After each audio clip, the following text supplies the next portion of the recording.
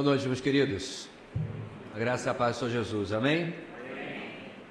Eu estou um pouco desacostumado de usar esse microfone, mas a gente vai dar o jeitinho aqui hoje. Bem, uma coisa diferente da nossa noite é que pela primeira vez, já depois de um ano inteiro que tivemos ano passado de encontros de casais, agora nós vamos guardar a palestra de hoje e as próximas para aqueles irmãos que não estão aqui, estão viajando, trabalhando e outras situações. Como os irmãos sabem, o nosso tema de hoje, a intimidade, obviamente, como inclusive minha esposa estava me lembrando isso não significa apenas o que você está pensando, mas obviamente há diversas áreas de intimidade na vida de um casal. Alguns podem estar se perguntando assim, precisa falar desse tipo de intimidade numa igreja que tem 3, 4, 5, 6, 7 nascimentos em um só ano? Precisa, porque o que nós vamos ver hoje é aquilo que a palavra de Deus nos ensina sobre isso. Eu quero, para ser justo, dar crédito a boa parte do material que nós vamos ver hoje. Eu esqueci em casa o livro, mas é o livro do meu professor e hoje bom amigo, Davi Murk, que já foi preletor em nossa igreja pelo menos uma vez, que é o comentário bíblico Lar, Família e Casamento. Esse meu comentário sofreu um acidente, derramou-se tinta de impressora sobre ele, então ele está imprestável, inclusive é difícil para mim dizer isso, vai ter que ir para o lixo porque não serve para nada, ele está totalmente borrado de preto, mas o Davi me mandou uma parte que eu precisava em PDF para eu poder estudar, e assim estudei outros materiais também, mas eu quero dar crédito, principalmente esse daqui. Gente, todas as coisas que Deus fez, passa o primeiro slide para a gente acompanhar, todas as coisas que Deus fez poderiam ter sido feitas de outra forma. Cores, sabores, sensações e prazeres poderiam simplesmente ter sido deixados de fora da criação. O que eu quero dizer com isso? Se tudo fosse tons de cinza, nós simplesmente não saberíamos e a vida iria seguir, se as cores nunca tivessem existido. Se tudo tivesse o mesmo gosto ou nenhum gosto, a mesma coisa. Nós não sentiríamos falta do doce ou do salgado, ou do amargo ou do azedo, porque nós nunca teríamos conhecido. Porém, o nosso Deus decidiu fazer as coisas como nós as conhecemos, agradáveis e prazerosas. E entre elas, a intimidade sexual. Da mesma forma, poderia ser apenas o sexo um meio de reprodução, algo procurado para perpetuar as espécies. Mas Ele, o nosso Deus, decidiu a tornar um presente para a sua criação. Meu ponto aqui, eu já explorei isso várias vezes na nossa igreja, irmãos, é que Deus não tinha obrigação nenhuma de fazer as coisas como Ele fez. Como eu acabei de dizer aqui, você, creio, concorda comigo, que não sentiríamos falta de algo que não conhecêssemos. Ele poderia ter feito as coisas, nós podemos chamar hoje sem graça, as coisas iguais, e nós simplesmente não saberíamos a diferença. Mas Ele escolheu fazer as coisas de forma criativa, coisas belas, coisas prazerosas, coisas que nos dão boas sensações. Por exemplo, assistir um lindo pôr do sol, ver uma linda floresta florida, não é isso? E animais que às vezes nos deixam completamente espantados, e entre elas, mais uma vez, a questão da relação sexual. Dentre os autores, meus irmãos, sobre casamento, sexo, noivado, etc., Jaime Kemp é o mais veterano que eu posso conhecer. Não sei exatamente nem quantos anos ele tem hoje, mas acho cerca de 80 anos. Ele escreveu o seguinte sobre o atual clima moral do nosso mundo. A nossa sociedade, ao que tudo indica, está obcecada pelo sexo. Nem mesmo Freud conseguiria explicar. O sexo fora do casamento, a homossexualidade, a masturbação, o sexo em grupo, o estupro, a prostituição infantil, a pornografia são práticas cada vez mais aceitas na sociedade, nossa sociedade. O sexo é utilizado na propaganda de automóveis, desodorantes, roupas e até mesmo de adoçantes. É impossível você se aproximar de uma banca de jornal sem se constranger com um grande número de revistas pornográficas. É claro, está falando isso a perspectiva de 20, 30 anos atrás, quando a gente bem sabia que era assim. A TV a cabo fornece canais exclusivos de exibição sexual e mais de 50% das informações disponíveis na internet baseiam-se em sexo. Jaime Kennedy está certo. O pessoal da nossa igreja sabe muito bem, eu já contei essa experiência. Em 1990, eu ganhei dois ingressos para o Salão do Automóvel. Então fui eu e um amigo meu. Eu estava numa conferência missionária na Igreja Batista do Morumbi e um irmão me presenteou. Eu fiquei feliz da vida, porque eu não tinha dinheiro muito mal para chegar até a rodoviária, quanto mais para ir para o Salão do Automóvel. E fui. E era a primeira vez que a Ferrari estava no Brasil. Então estava todo mundo animado para ver a Ferrari. Mas na Ferrari e em todos os carros, além do automóvel, tinha uma bonita jovem com um vestido longo, aberto até aqui, ao lado do carro, e assim que alguém entrava para ver o carro, ela sentava ao lado. A ideia era o quê? Compre o carro, leve a moça, ou consiga uma moça como essa. A única exceção era a Ferrari. Nós homens somos esquisitos. Com a Ferrari, a moça tentava se enfeitar ali ao redor da Ferrari, e alguém chamou e disse: moça, ela, hoje não, dá licença, a gente queria tirar foto do carro. Essa era a única exceção, mas a mensagem estava ali, e é o que ele está dizendo aqui. É difícil uma propaganda, até a própria sociedade tem restringido o uso mais explícito na propaganda para que não seja uma arma de manipulação das pessoas. À luz dessa polêmica, à luz disso que ele falou e de tanta confusão sobre o relacionamento sexual, nós vamos fazer uma reflexão séria e bíblica a respeito disso. O que a Bíblia ensina sobre o sexo? Especificamente, qual o propósito, qual deve ser a atitude do cristão com respeito à sexualidade? O que nós vamos ver hoje, gente, é o propósito de Deus versus o propósito humano. Nosso objetivo hoje não é falar de questões práticas, não é falar de questões funcionais ou qualquer coisa assim. Há ótimos livros sobre isso, inclusive um livro cristão que eu recomendo muito, que é O Ato Conjugal. Então há bastante literatura sobre isso, mas nós queremos ver o que a palavra de Deus ensina sobre isso. Erroneamente foi-se pensado durante algum tempo que Deus tem algum tipo de aversão ao sexo. Inclusive uma parcela do cristianismo ao longo da história uniu o sexo como um pecado, como algo que era feito como uma tolerância, uma permissão de Deus. Isso não é verdade, não pode estar mais longe do que a palavra de Deus ensina. Então vamos lá, irmãos. A primeira lição de hoje sobre sexo na palavra de Deus é o seguinte: o sexo existe para refletir aspectos da imagem de Deus no ser humano. O sexo existe para refletir aspectos da imagem de Deus no ser humano. Em Gênesis 1, 27, nós lemos que criou Deus o homem à sua imagem, a imagem de Deus criou, homem e mulher os criou. Ou seja, o homem e mulher foram criados à imagem de Deus, ambos. Isso significa que o casal, como casal, revela aspectos, características profundas sobre a pessoa de Deus. Deus não colocou a sua imagem apenas em um dos sexos, em um dos gêneros, mas em ambos. O casal espelha unidade na diversidade, assim como vemos, por exemplo, na Trindade. Alguém parou para pensar que o amor não existe se você não tem um objeto a quem amar? Então, a quem Deus amava antes de eu e você existirmos? Antes do primeiro homem e a primeira mulher existir? Se Deus é amor, como esse amor se manifestava se não existia nenhum homem? E mesmo os anjos foram criados depois. É porque nós cremos pela palavra de Deus num Deus muito mais complexo, apesar de ser um só, mas que se manifesta em três pessoas, como eu acabei de falar, a Trindade.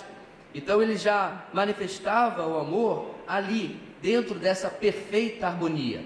Agora Deus cria o ser humano, cria toda a criação, obviamente, com dois sexos, e particularmente no ser humano, colocando a sua imagem, ele reflete essa pessoa de Deus, uma unidade na diversidade.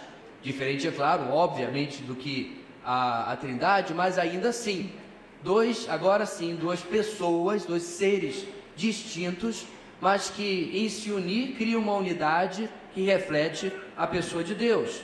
O casal também reflete a imagem de Deus nessa unidade através da intimidade do seu relacionamento. Há aspectos da personalidade de Deus, seus atributos, que somente nós podemos ver, irmãos, em comunidade. Por exemplo, o que eu acabei de falar sobre o amor. É impossível você manifestar esse atributo de Deus sozinho.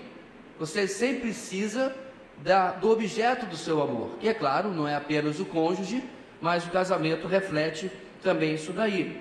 Bondade, como é que você vai ser bondoso com ninguém? Longanimidade, todos nós aqui, uma vez inclusive que nós dispensamos o pessoal do som, o pessoal do louvor que é solteiro, somos todos casados, com exceção dessa criaturinha e da outra criaturinha que está ali, obviamente são bebês. Nós bem sabemos, irmãos, como que a longanimidade, a bondade e o amor são testados dentro do casamento. Eu já fiz aqui o aconselhamento pré-matrimonial de alguns que estão aqui, e uma das coisas que nós ouvimos nesse aconselhamento é que o casamento é o melhor e o maior e o mais difícil laboratório para tudo isso aqui acontecer. Ser longânimo, ser bondoso, ser amoroso, ser misericordioso é testado até a milionésima potência dentro do relacionamento, onde supostamente ele deveria ser mais fácil, mas não é. Porque diferente, meus irmãos, de um filho, de um pai, nós agora estamos convivendo com uma pessoa que não é do nosso sangue, que não é do nosso DNA, não é verdade? Que não teve a mesma criação que a gente, às vezes nasceu numa cidade, um estado e um país às vezes diferente, e coloca essas duas pessoas dentro da mesma casa, debaixo do mesmo teto. É quase fósforo e pólvora, só falta a faísca. E muitas vezes esses atributos de Deus não se manifestam na nossa vida, mas deveriam. Então Deus criou o casal e deu-lhes a intimidade, o sexo, como forma de demonstrar que nessa união, dois se tornam um com um amor incondicional. Timothy Keller, que era um teólogo admirável, faleceu ano passado, ano retrasado, ele escreveu o seguinte: o sexo entre um homem e uma mulher aponta para o amor entre o pai e o filho. Ele está se referindo a Deus Pai e Deus Filho. É um reflexo da alegre entrega abnegada e do prazer do amor na vida do próprio Deus triuno. Pastor, Keller está misturando o amor de Deus com o sexo? Está aí, meus irmãos, porque nós estamos com a cabeça tão filtrada pelo mundo e pela sociedade, que eu acredito que tem crente que acha o seguinte: vamos apagar a luz, porque está na hora, né, tal, para que Deus não nos veja. Isso simplesmente não existe do ponto de vista bíblico. O sexo é algo extremamente santo.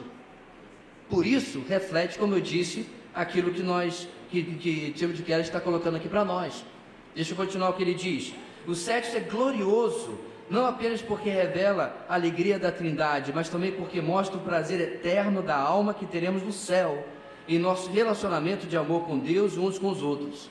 Romanos 7, 1 em diante, diz que os melhores casamentos apontam para a união profunda, infinitamente gratificante e suprema que teremos com Cristo em amor. Não é de admirar, como dizem alguns, que o sexo entre um homem e uma mulher seja uma espécie de experiência extracorpórea, mas corporificada. É um vislumbre mais arrebatador, fascinante, ousado e quase inimaginável que podemos ter da glória que há em nosso futuro. Ou seja, totalmente diferente da versão caricata, corrompida, suja que a nossa sociedade tanto conhece e tenta nos vender como algo necessário, algo que nós, entre aspas, precisemos como seres humanos na nossa sociedade. Então, gente, por essa razão, como vimos na declaração do livro de Keller, Deus odeia as aberrações e as corrupções sexuais. Elas fogem do plano de Deus. Elas sujam o espelho do casal e distorcem a imagem do Senhor aqui na terra. Porque pegam algo que Deus criou e transformam em algo que Deus abomina. Aliás, você já parou para pensar quantas coisas nós, seres humanos, fazemos dessa maneira? Por exemplo, dinheiro é ruim? Não. Mas Paulo nos adverte que há algo relacionado a ele que é ruim. É o amor ao dinheiro, chamado de avareza. A comida é ruim? Claro que não. Mas nós a transformamos em gula. Até o vinho, a bebida, é admirada e recomendada nas escrituras, em alguns casos, e nós a transformamos em alcoolismo. Você sabe onde eu quero chegar. Deus nos deu presentes, não apenas aquele que nós estamos estudando hoje, e o ser humano o corrompe e o transforma em algo feio, em algo vergonhoso. A união sexual, voltando, então, é algo misterioso, metafísico, ou seja, passa apenas da experiência física, pois toca no centro do nosso ser, no centro da nossa existência, e revela até verdades bíblicas, verdades espirituais. O plano de Deus, então, permite que duas pessoas do sexo oposto, unidos por uma aliança, que nós chamamos de casamento, se unam fisicamente para refletir a unidade na diversidade e o amor mútuo que existe, que sempre existiu na Trindade. Então Deus fez isso, meus irmãos, para refletir a sua pessoa em nós, sua pessoa nas nossas vidas. Qualquer relacionamento sexual que não seja entre um homem e uma mulher, unidos pelos laços do matrimônio, foge desse plano bíblico. Qualquer um. O homossexualismo. Por quê? Unidade sem diversidade. Fornicação, ou seja, o sexo fora do casamento. Unidade sem aliança. Pornografia, exploração e barateamento do que Deus santificou. O ficar, agora a gente vai ter que ir atualizando a lista, né? E o ser humano vai inventando outras coisas.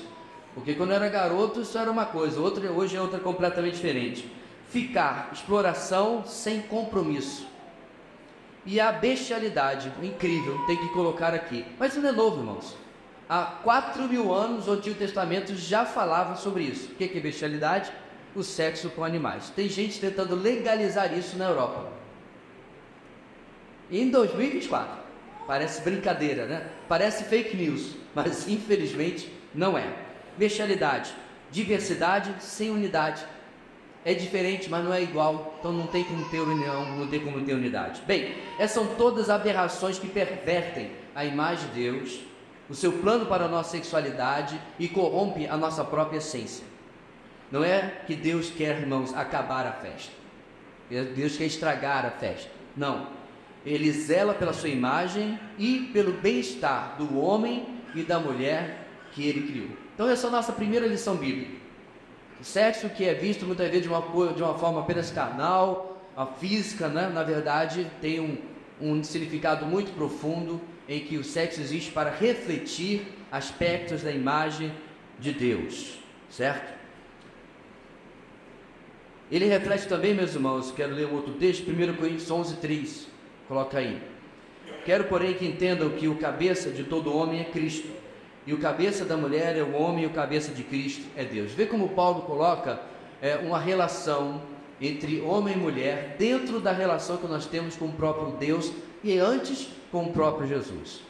Quero reafirmar isso. Não há nada de impuro, não há nada de pecaminoso, muito pelo contrário, é santo, é puro e algo preparado por Deus.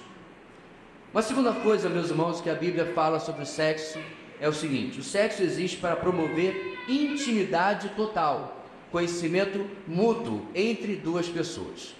Deus criou desta maneira, certo? Não apenas como um meio de reprodução, mas como um meio de intimidade e conhecimento mútuo.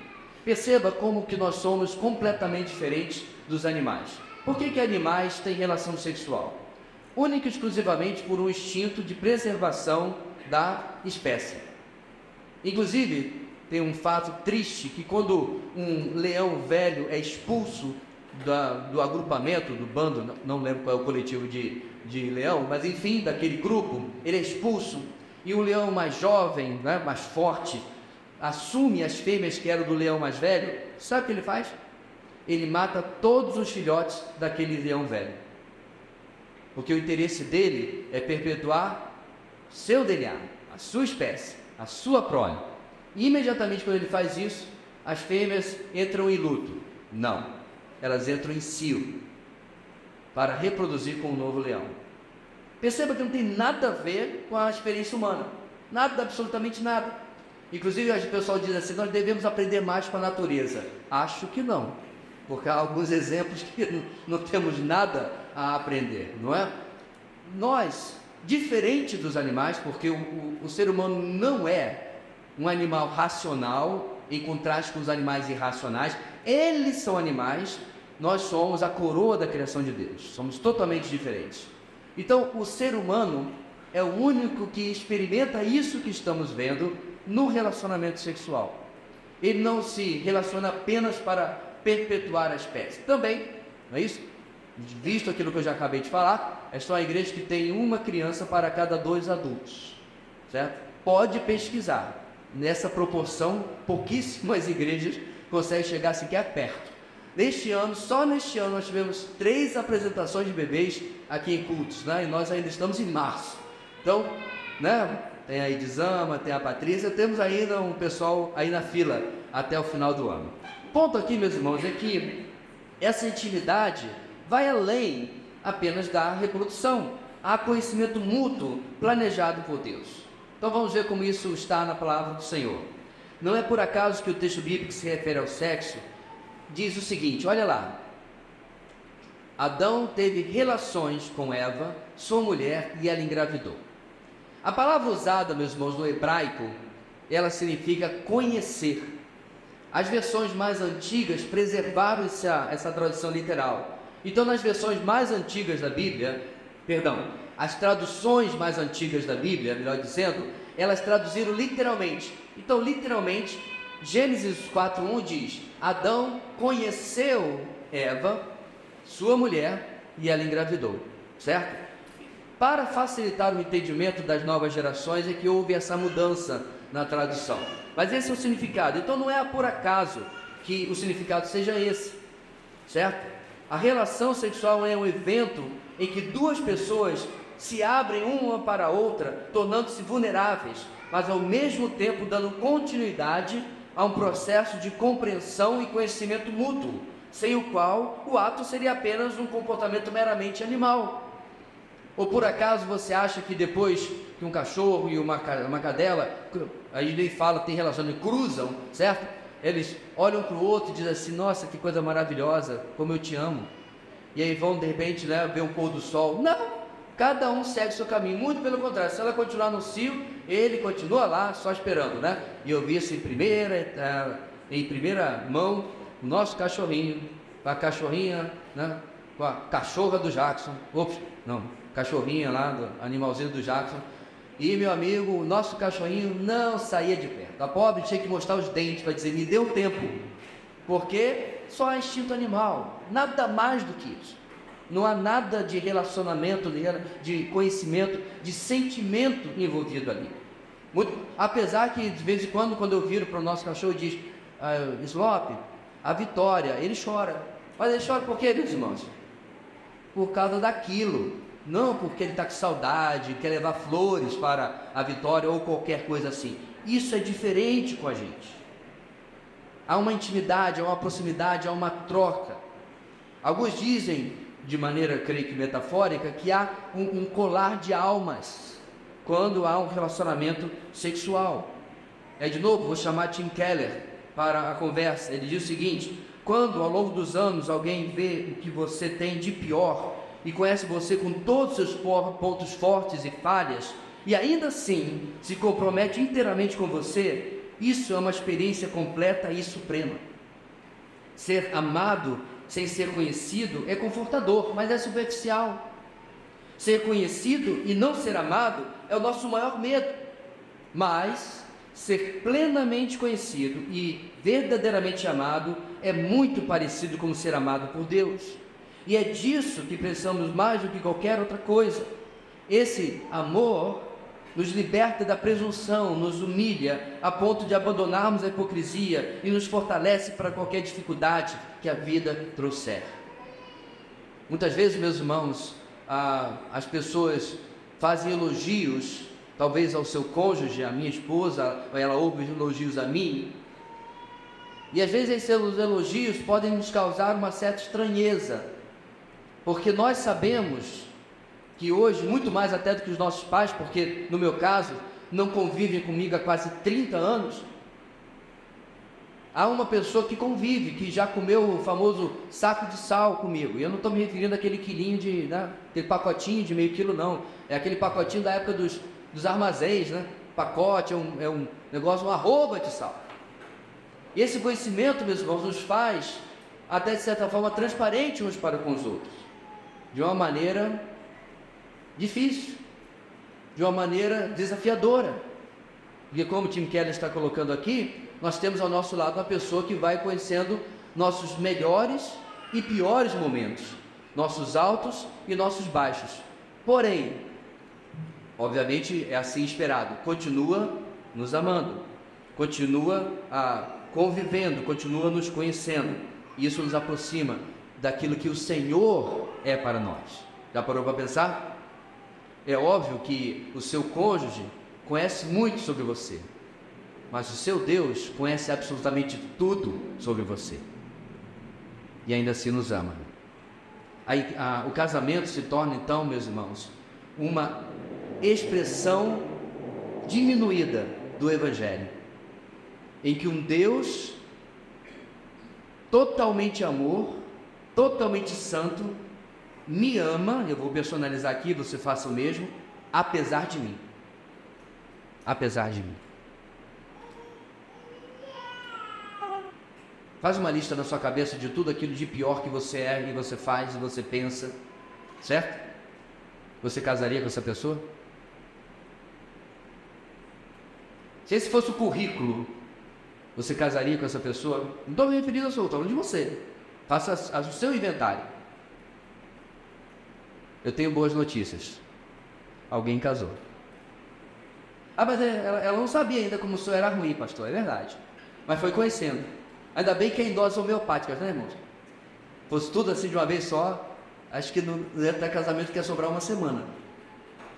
Mas assim, à medida que nós vamos conhecendo, nós vamos ministrando graça e perdão, como bem disse o nosso dirigente, e vamos caminhando nessa intimidade total que o Senhor vai nos permitindo ter. Ao mesmo tempo, como muitos casais podem testemunhar, o bom andamento da vida sexual do casal não acontece de qualquer maneira. Exige um conhecimento e sensibilidade mútuos cada vez maior. Muito mais do que um ato animal, bestial ou biológico apenas, o sexo verdadeiro aos olhos de Deus é uma experiência que exige conhecimento íntimo e que gera conhecimento íntimo. Por essa razão, o sexo no casal deve crescer em significado e profundidade ao longo do casamento. Não fica monótono, cansativo, como alguns vendedores do sexo ilícito querem que acreditemos. Pois à medida que nós conhecemos mais ao nosso cônjuge, um ao outro, aquilo se torna cada vez mais interessante, cada vez mais preenchedor, cada vez mais realizador. E é interessante, meus irmãos, que à medida que os anos vão passando, a condição física, até a mesma beleza e a condição de disposição que tínhamos nos primeiros anos, e os casaizinhos novos aqui estão no ápice disso, não vai perpetuar durante muito tempo. É interessante também que alguma coisa que para nós era quase indispensável todo santo dia, quando começamos o casamento, o relacionamento, hoje se torna algo talvez não tão frequente, mas mais significativo, algo mais preenchedor, algo mais realizador. Por outro lado, o chamado sexo livre. O que é o sexo livre, gente? Durante muito tempo, o sexo foi um grande desafio, porque junto com ele vem o risco de gravidez. E os povos antigos lidavam com isso da maneira como podiam. Mas à medida, meus irmãos, que a ciência foi avançando, o que poderia ser, ou deveria ser, apenas um meio de controle para casais, obviamente não tinha como ser vendido ou passado apenas para casais. Com a chegada da pílula anticoncepcional, o sexo, em lugar de ser algo planejado, se transformou em algo livre. Outro adjetivo errado foi colocado lá. Então esse sexo livre, ele barateia esse aspecto que acabamos de ver da união física entre duas pessoas. Em vez de conhecimento mútuo e intimidade profunda, encontramos falsidade, hipocrisia, exploração, prostituição, frustração, tristeza, depressão. baixa do valor pessoal, muitas vezes porque as pessoas se sentem usadas e não realmente amadas, e produz um sexo animal, que não significa nada mais do que um mero coito. E é interessante que isso é cada vez mais comum em nossa cultura.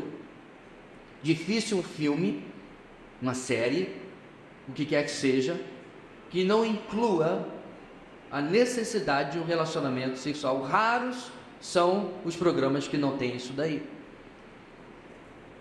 E cada vez mais isso é explorado para que as pessoas liguem a sua televisão, mesmo quando a coisa é apenas sugerida, é apenas sutil, mas é colocado como algo necessário, como algo obrigatório. Num programa que assistia há um tempo atrás, do nada, absolutamente do nada, não tinha nenhuma relação com a história, hoje se chama arco, né? Um arco, com o enredo, nada. Os personagens começaram a conversar e discutir quanto tempo tinha passado desde sua última relação sexual. Eu fiquei pensando, o que tem a ver uma coisa com a outra? O que nós vimos no começo? Sexo vende. Com certeza aquela cena captou mais a atenção das pessoas para continuar assistindo. Vai que isso tem alguma coisa a ver com o resto do episódio, com o resto do filme. Não tinha absolutamente nada. Era um barateamento do assunto, porque as pessoas infelizmente são atraídas por causa disso. Então, esse, gente, é o problema também em relação ao contato físico precoce entre dois jovens. É o famoso ficar. É o namoro descuidado também. Deus criou o homem e a mulher de tal forma que cada degrau na escada da intimidade física leva para o próximo. Intimidade física entre duas pessoas certamente tem o seu lugar, e o único lugar, que é o casamento. Hebreus capítulo 13, versículo 4, ele nos fala o seguinte. Antes tem os textos aí sobre o conheceu, né, que é o 4:1, e o próximo que é o 4:25. As duas vezes é a mesma palavra hebraica que eu mencionei agora há pouco, que está traduzido como teve relações, que é conheceu. Mas olha o que Hebreus 13:4 nos fala. O casamento deve ser honrado por todos, o leito conjugal conservado puro, pois Deus julgará os imorais e os adúlteros. É interessante, gente, que a palavra leito conjugal significa cama, leito, relação sexual, e é a palavra origem da palavra portuguesa coito, coité. É interessante como não há como tentar amenizar de maneira eufemística. Não, o autor de Hebreus está falando de outra coisa. Não, gente, ele está falando de sexo. Não tem como contornar isso. Você poderia até remover o termo mais leve, leito conjugal, e colocar: o casamento deve ser honrado por todos e o sexo conservado puro. Perceba como o autor de Hebreus liga uma coisa com a outra. No mesmo versículo, você tem casamento e tem sexo. Uma coisa não está desligada da outra. E é por isso que qualquer outra intimidade física antes do casamento não é o plano de Deus preparado para nós. Agora, como é que a nossa juventude tem crescido? Eu não sei vocês, acho que da minha geração aqui tem poucos, mas eu cresci numa geração que era quase impossível você encontrar um adolescente que não estivesse namorando.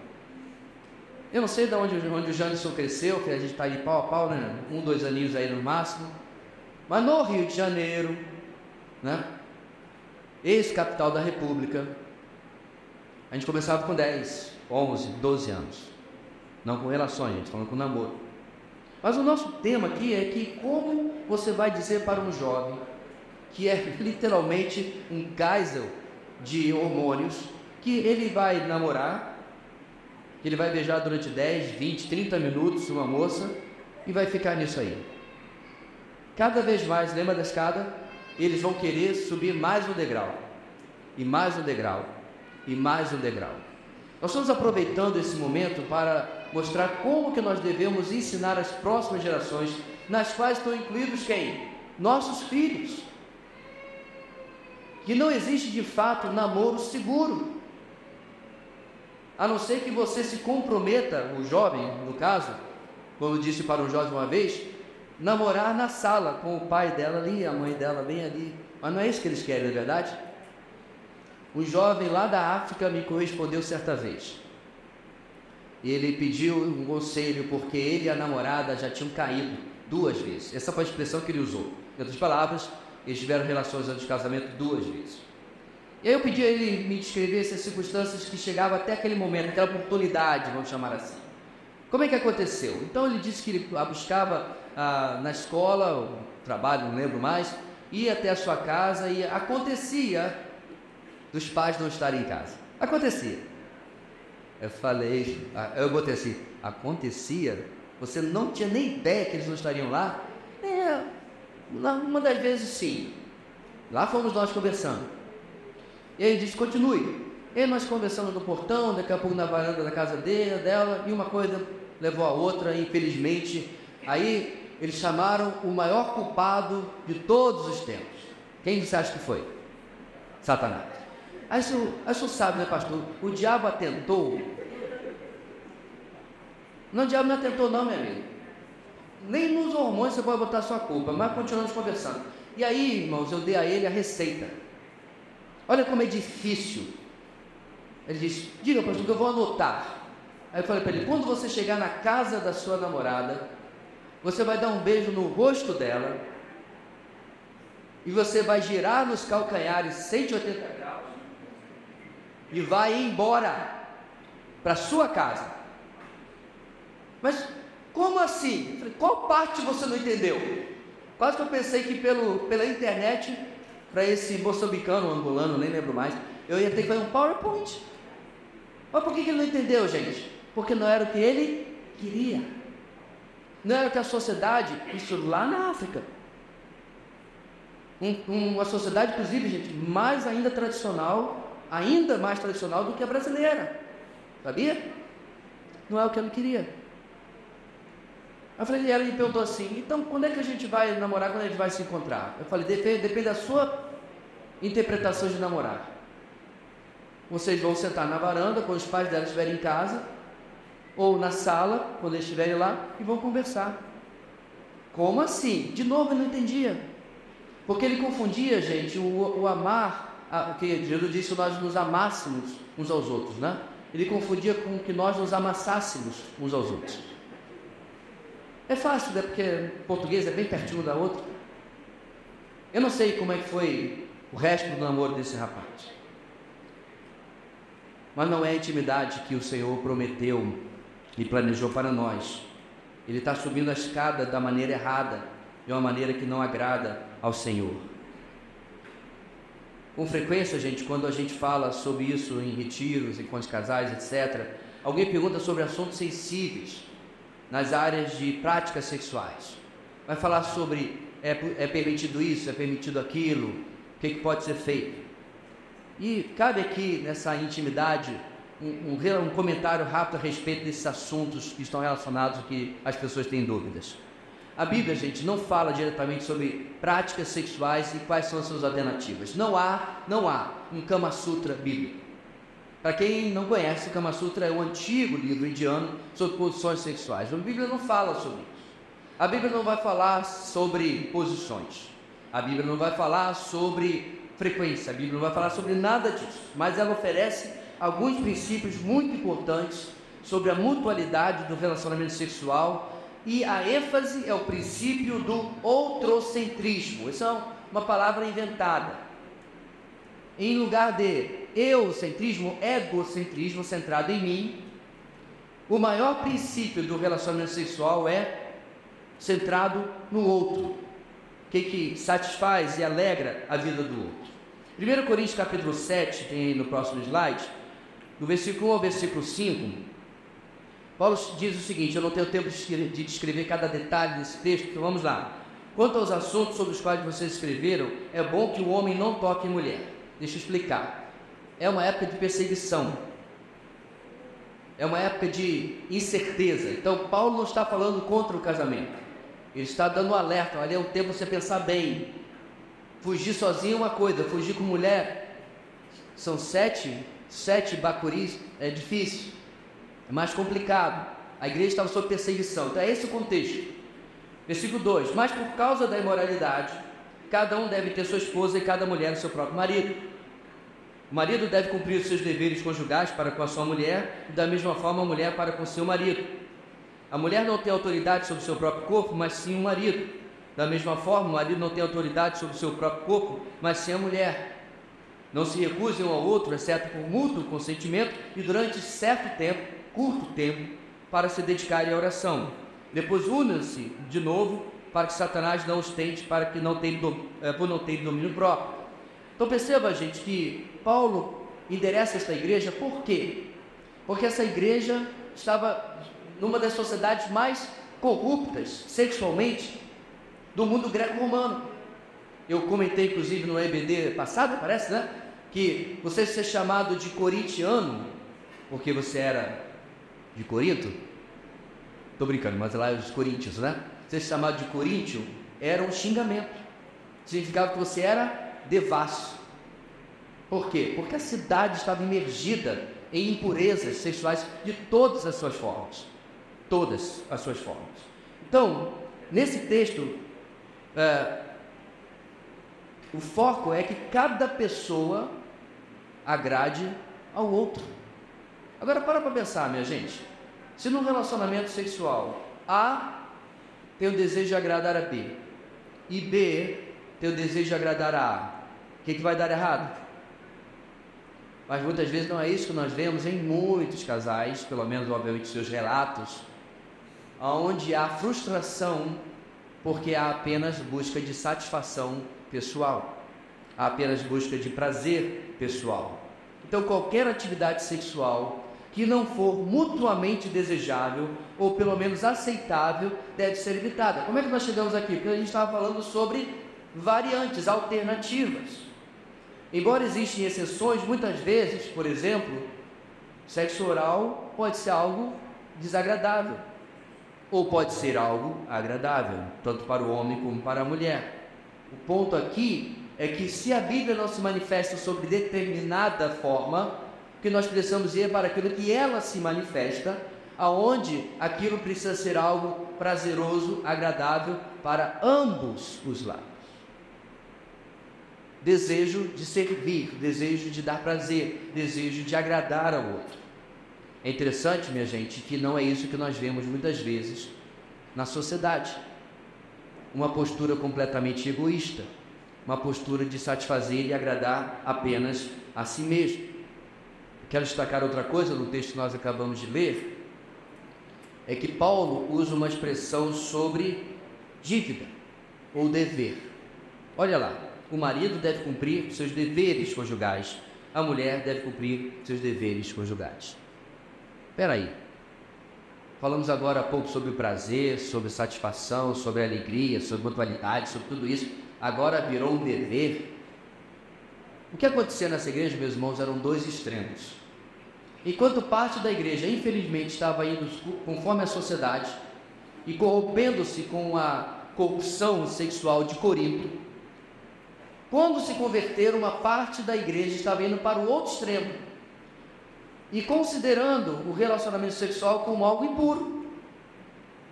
Ou seja, em troca, ou pensando em uma pseudo-espiritualidade, eles estavam negando-se aos seus próprios cônjuges, certo? Achando que aquilo os tornava mais santos. Você vê, meus irmãos, como que os apóstolos não falavam só de coisas altamente teológicas, está falando de algo extremamente prático, que estava afetando os casamentos. Ele vai falar da prostituição nessa mesma carta a Corinto, porque tinha o pessoal nesse lado. Ele vai falar da abstinência errada, porque tinha pessoas deste lado. Por isso que ele está tratando como um dever. A palavra usada aqui, ela é usada como dívida. Eu não estou dizendo isso aqui para que quando você chega em casa dizendo assim, olha, você está me devendo. Não, de maneira alguma. Apenas mostrando que há uma mutualidade. Há uma via de mão dupla, de um para com o outro. Um outro princípio bíblico, gente, importante relacionado a essa naturalidade, normalidade da intimidade conjugal, é Romanos 1, 24, 27. Esse eu não anotei aqui. Ele condena aqueles que mudam o modo natural ou normal das relações íntimas por práticas alternativas do sexo. principalmente nesse contexto, atos homossexuais. Fica uma preocupação quando o casal anda em direção a atividades sexuais que poderiam, por exemplo, ser praticadas por membros do mesmo sexo. Parece, segundo a palavra de Deus, um passo na direção errada. Romanos 1, 24 a 27 vai nos mostrar que Deus criou as coisas com um determinado propósito e direção. E o ser humano tem buscado alternativas que corrompem este propósito e esta direção. Então, finalmente, precisamos levantar a pergunta sobre a fonte da onde vêm as ideias de práticas sexuais mais alternativas. Da onde você tirou isso? Por que você deseja isso? Será que veio de uma fonte mundana, corrompida, pecaminosa, que agora estamos tentando importar para dentro de um casamento e de um relacionamento que deveria ser santo, puro e agradável diante de Deus? De onde é a minha fonte? De onde vem a minha, entre aspas, inspiração? Embora exista plena liberdade sexual entre o casal, dentro dos parâmetros bíblicos que já vimos, tememos que a importação de práticas sexuais estranhas às Escrituras tem sua origem em fontes questionáveis, especialmente em fontes pornográficas. Sexo no plano de Deus constitui uma oportunidade, como vimos, para refletir a glória de Deus, de procriar novas imagens e desfrutar do prazer que Ele, como um bom Pai, criou para cada um de nós. Cabe a nós, irmãos, protegermos a santidade e a beleza do sexo dentro do casamento. Diante disso tudo, será que nós temos entendido essa intimidade, esse conhecimento de duas pessoas da maneira bíblica? Será que isso se reflete? Alguns estão aqui há menos de um ano casados, e alguns, como eu e minha esposa, estamos chegando a 3 décadas. O que temos aprendido à medida que o tempo vai passando? Nós temos nos aprofundado, estamos estagnados, parados, ou temos até retrocedido?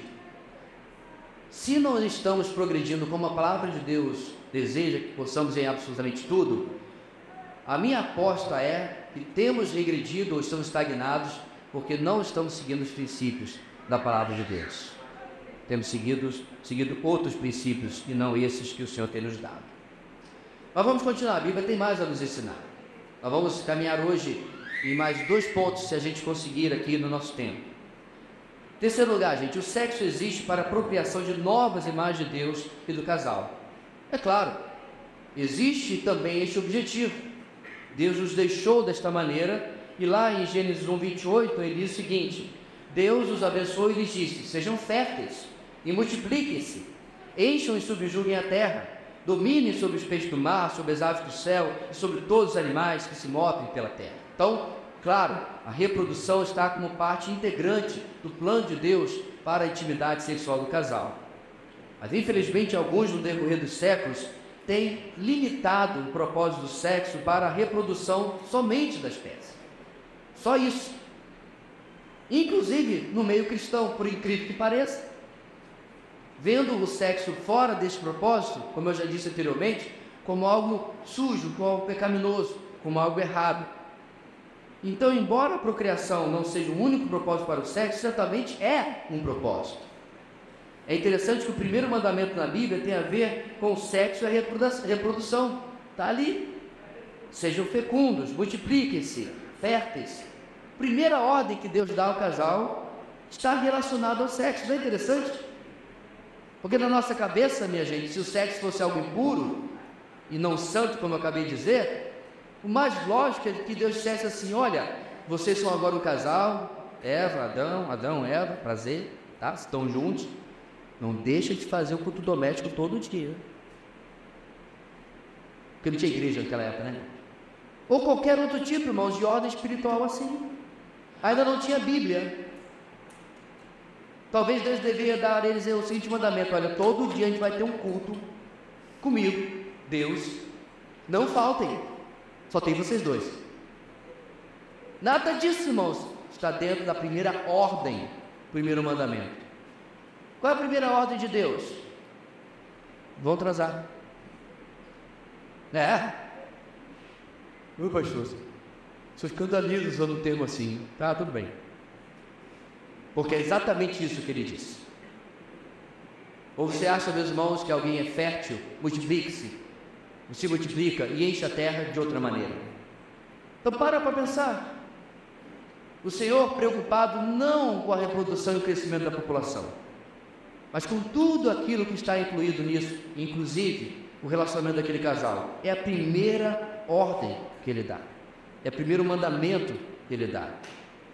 Então a gente precisa valorizar o significado, até bíblico, teológico, por trás dessa ordem.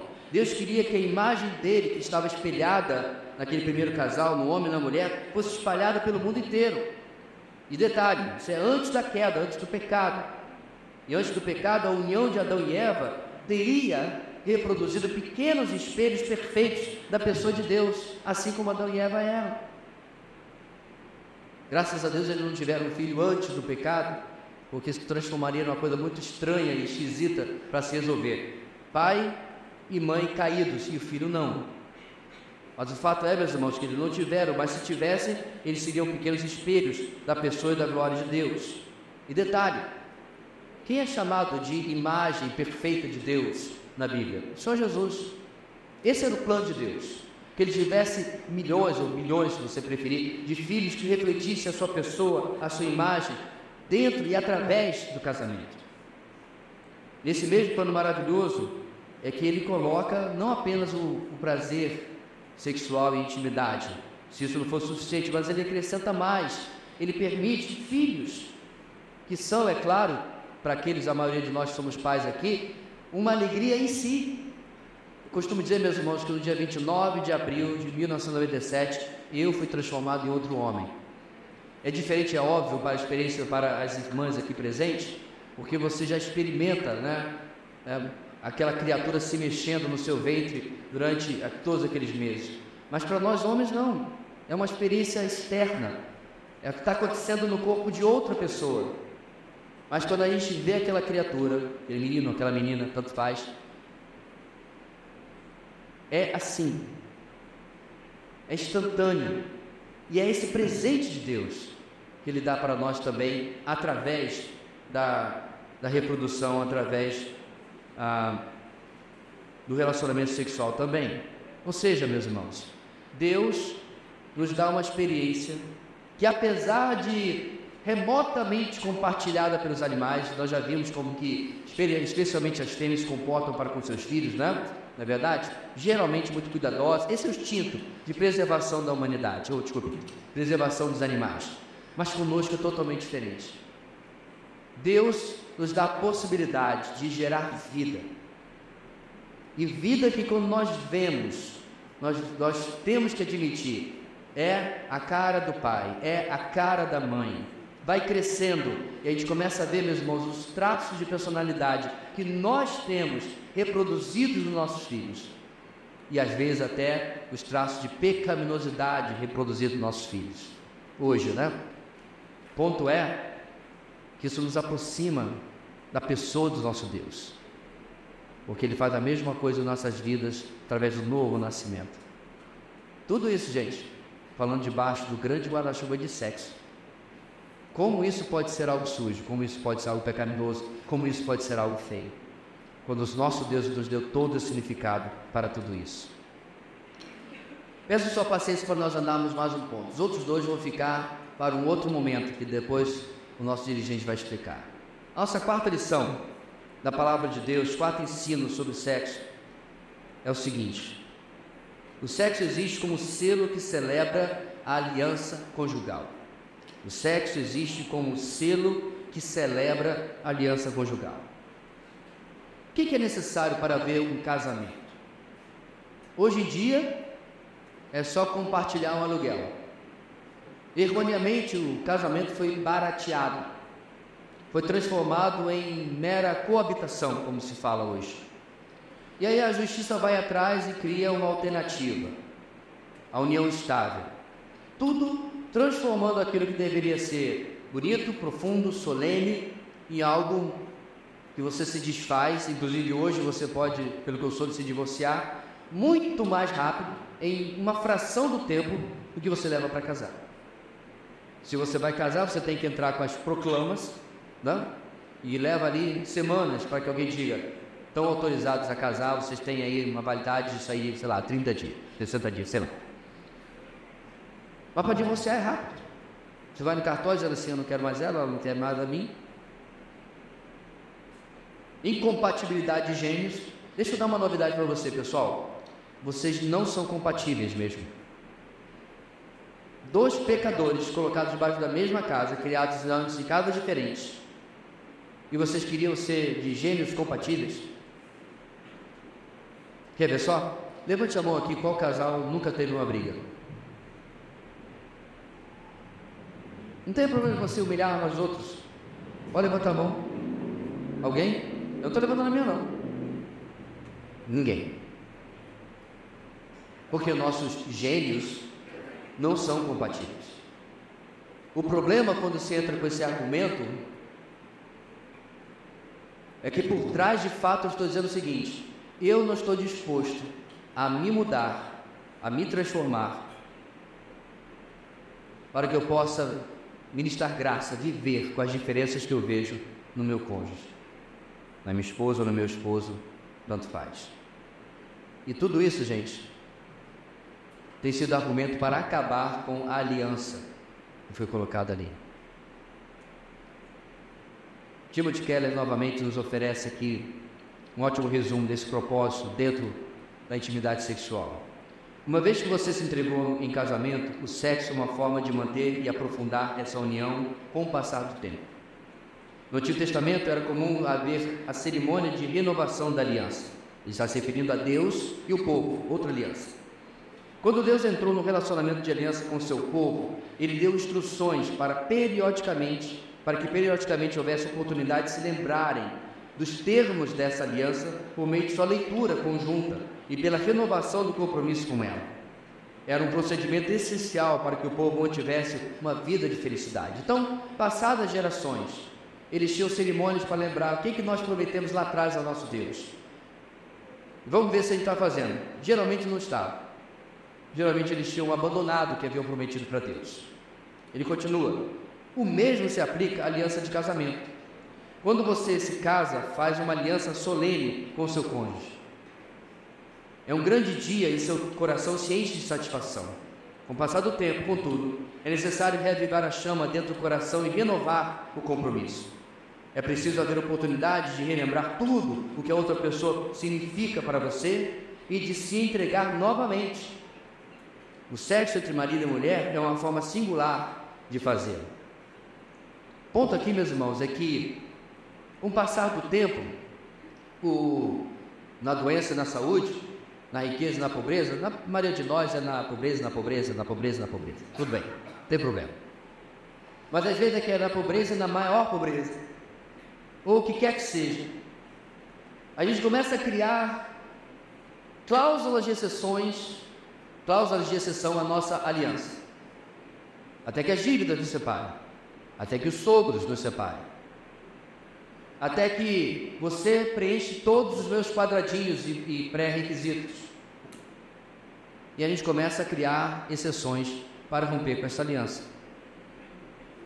Timothy Keller mostra que Deus coloca a união sexual como uma possibilidade de se examinar, como se fosse um dia de autoexame, um dia de expiação, como tinha lá. O que ele quer dizer com isso?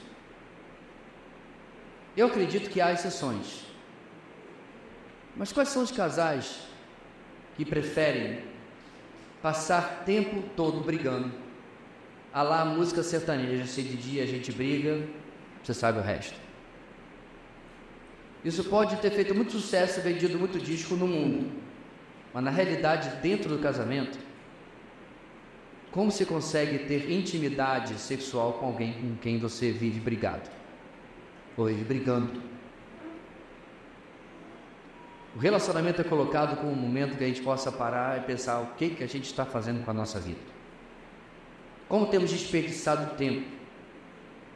Como temos perdido o tempo onde Deus colocou algo que deveria ser alegre, leve, prazeroso e tem se transformado em algo de tensão e impedido a nossa intimidade, a nossa parceria, a nossa sexualidade.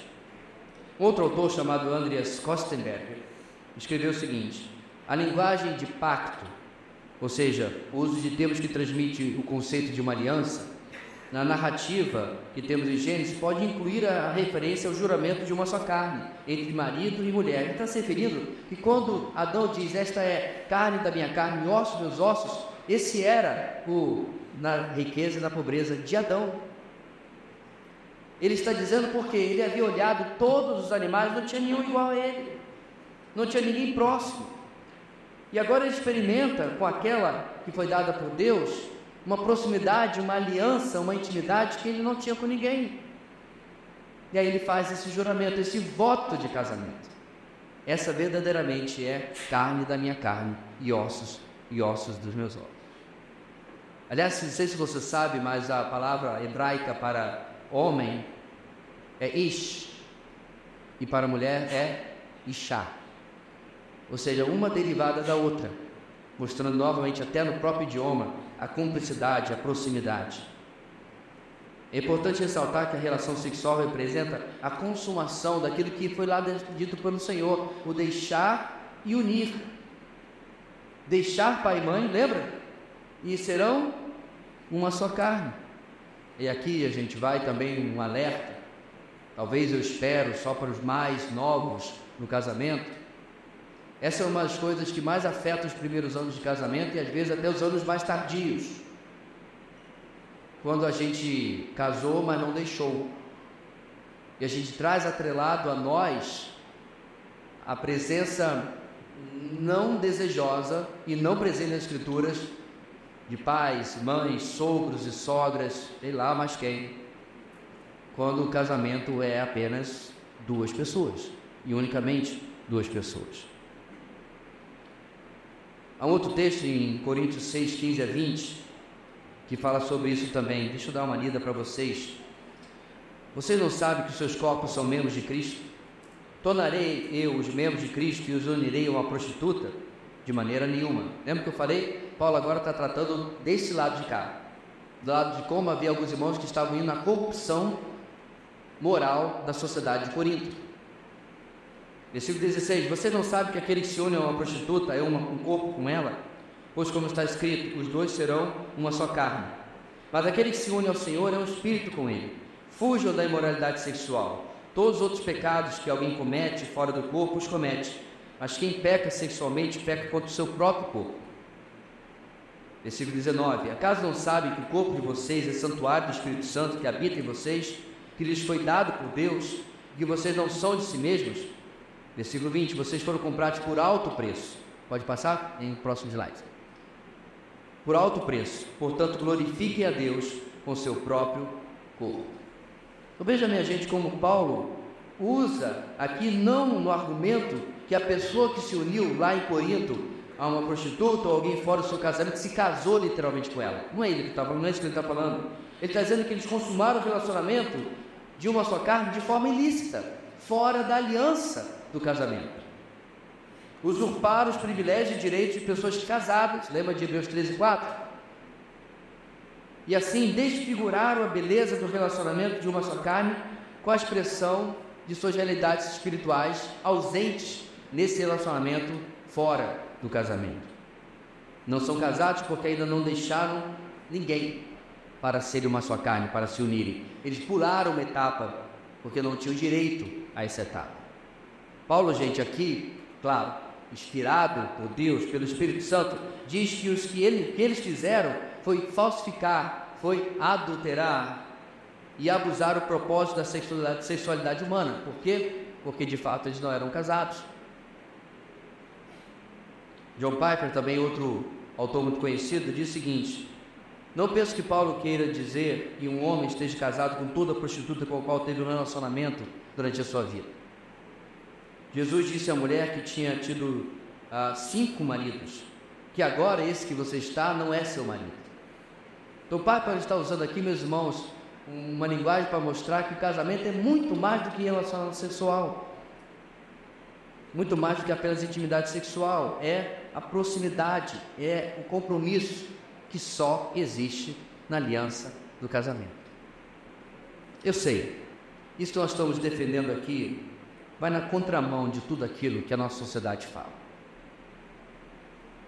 Talvez seja na contramão de muita coisa que já aconteceu na vida de alguns de nós aqui.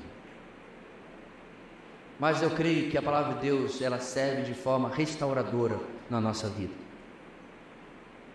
O pecado, ele pode ser compreendido na nossa vida, entendido o que aconteceu, arrependido e perdoado. Mas esse ciclo só fecha quando aquilo que causou o pecado é mudado e agora uma nova compreensão, esta compreensão toma lugar. E aí, agora sim, o sexo passa a ser apenas algo que existe como selo que celebra esta aliança conjugal. É como se cada vez que um casal se une no seu quarto, na sua intimidade, ele estivesse lembrando o dia do seu primeiro pacto, o dia da sua primeira aliança. Será que nós temos experimentado essa profundidade dentro das nossas vidas, dos nossos casamentos?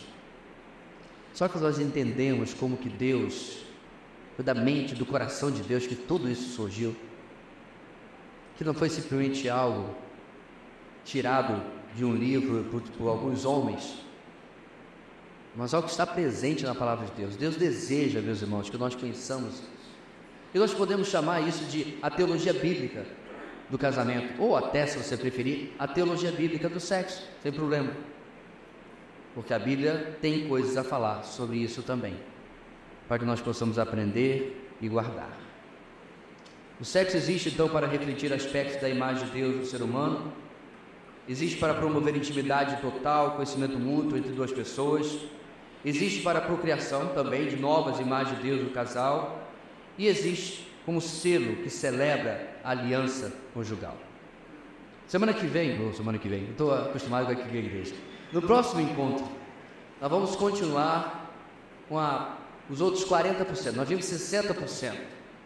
Vamos continuar e vamos terminar e vamos unir tudo isso como a base que vai gerar agora a nossa prática. Eu sei, todos nós já estamos nessa prática. Claro, somos casais casados que estamos aqui. Ótimo.